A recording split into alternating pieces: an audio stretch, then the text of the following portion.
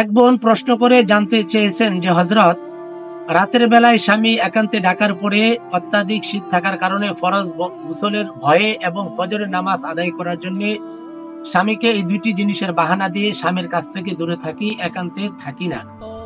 স্বামী ডাকলেও দূরে থাকি, এই বিষয়টা কি আমাদের গুনাহ হইতেছে কিনা, এই বিষয়টা জানতে চেয়েছেন। আপনাদের দিলের ভিতরেও যাদের এই বিষয়টা জানার আগ্রহ আছে, অবশ্যই শুরু থেকে শেষ পর্যন্ত রাসূলের হাদিসের মাধ্যমে কথাগুলো আমরা সমাধান করে নিব। সেজন্য স্বামী ডাকলে কাছে না গেলে কি ধরনের গুনাহ হয় এবং স্বামী ডাকলে কাছে গেলে আল্লাহর পক্ষ থেকে কি পুরস্কার আছে, দুটো বিষয় আমরা হাদিস থেকে জেনে নেব ইনশাআল্লাহ। তাহলে আসুন আমরা হাদিস থেকে জেনে নেই যে স্বামী একান্তে ডাকার পরেও যারা দূরে থাকে তাদের জন্য আল্লাহর পক্ষ থেকে কি আযাব রয়েছে এবং কাছে গেলে কি পুরস্কার রয়েছে। আল্লাহ রাসূলের একজন সাহাবী কায়েস ইবনু সাআদ রাদিয়াল্লাহু তাআলা আনহু, উনি বলেন, আমি ইরাকে হিরার শহরে চলে গেলাম। সেখানে গিয়ে দেখি যে জনগণ তাদের বাদশাকে, তাদের আমিরকে, তাদের রাজাকে তারা সিজদা করতেছে। আমি তখন ভাবলাম যে রাজা যদি সিজদা পাওয়ার উপযুক্ত হয় তাহলে আমাদের নবী জনাবে মুহাম্মদুর রাসূলুল্লাহ সাল্লাল্লাহু আলাইহি ওয়াসাল্লাম রহমতের নবী সবচেয়ে বেশি সিজদা পাওয়ার উপযুক্ত। তো উনি এই সাহাবী কায়েস ইবনু সাআদ রাদিয়াল্লাহু তাআলা আনহু আল্লাহ রাসূলের কাছে এসে বললেন, রাসূল, আমি ইরাকে হিরা শহরে গেলাম, সেখানে দেখলাম যে জনগণ তাদের রাজাকে সিজদা করতেছে। তো আমি ভাবলাম যে আপনি সিজদা পাওয়ার সবচেয়ে উপযুক্ত।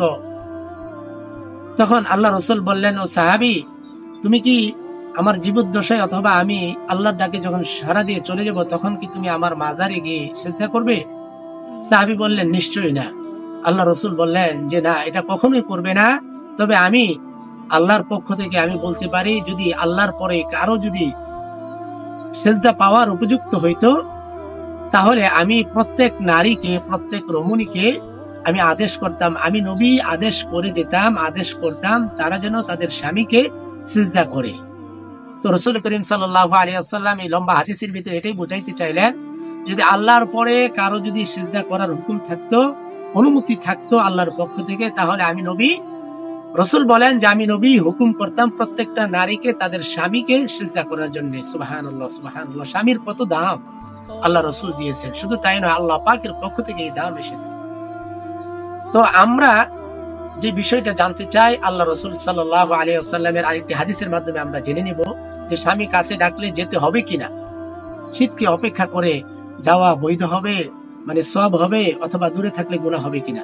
এই বিষয়টি পরিষ্কারভাবে এই হাদিসের মাধ্যমে আমরা জানতে পারবো। আল্লাহ রাসূল সাল্লাল্লাহু আলাইহি ওয়াসাল্লাম অন্য একটি হাদিসের ভিতরে বলেন যে যখন তোমরা, অর্থাৎ তোমাদের স্বামী যখন তোমাদেরকে একান্তে নিরালায় ডাকবে, কাছে ডাকবে, তখন তোমরা যদি, নারীরা যদি রান্না করা অবস্থায় থাকো, প্রত্যেকটা নারীর সবচেয়ে গুরুত্বপূর্ণ সময় হলো সে যখন রান্না করে তখন কারো কথাই শুনতে চায় না।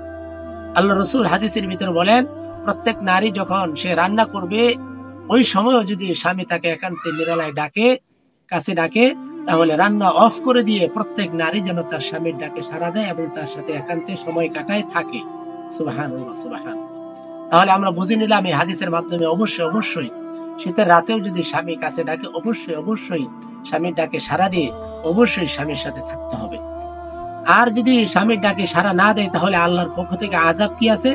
আল্লাহ রাসূল সাল্লাল্লাহু আলাইহি ওয়াসাল্লাম অন্য একটি হাদিসের ভিতরে বলেন, কোন স্বামী যদি তার স্ত্রীকে একান্তে রাতের বেলায় ডাকে আর সে যদি ডাকে সাড়া না দেয়, সুস্থ অবস্থায়, অসুস্থতা নাই, পুরোপুরি সুস্থ মহিলা, স্ত্রী পুরোপুরি সুস্থ, এমন অবস্থায় যদি স্বামী তাকে কাছে ডাকে আর সে যদি স্বামীটাকে সাড়া দিয়ে স্বামীর সাথে একান্তে সময় না কাটায়, তাহলে সারা রাত আল্লাহর পক্ষ থেকে ফেরেশতারা তার উপরে লানত, গজব, লানত বর্ষণ করতে থাকে। নাউযুবিল্লাহ, নাউযুবিল্লাহ। এমন অবস্থায় যদি কোনো মহিলা আল্লাহর ডাকে সাড়া দিয়ে আল্লাহর কাছে চলে যায়, অন্ধকার কবরে যায়, মৃত্যুবরণ করে, তাহলে তার জাহান্নাম ছাড়া কোনো উপায় নাই। সেজন্য আরেকটি হাদিসের ভিতরে আল্লাহ রাসূল সাল্লাল্লাহু আলাইহি ওয়াসাল্লাম বলেন, তিনজন ব্যক্তির উপর আল্লাহর পক্ষ থেকে লানত আসে।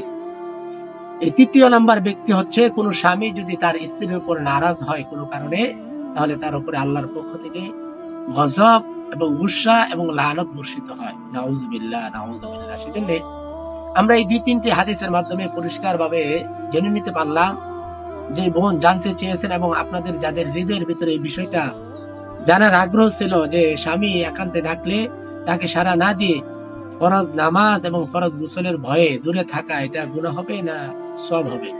অবশ্যই অবশ্যই গুনাহ হবে।